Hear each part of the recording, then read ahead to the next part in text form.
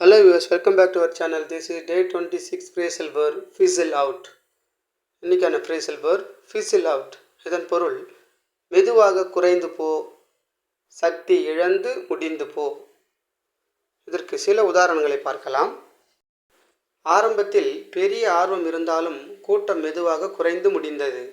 The meeting started with excitement but eventually fizzled out. அவர்கள் புது திட்டம் சில மாதங்களில் மெதுவாக தணிந்தது. Their new project fizzled out after a few months. புயல் அதிக சக்தியுடன் ஆரம்பித்தது ஆனால் சீக்கிரம் குறைந்து போனது.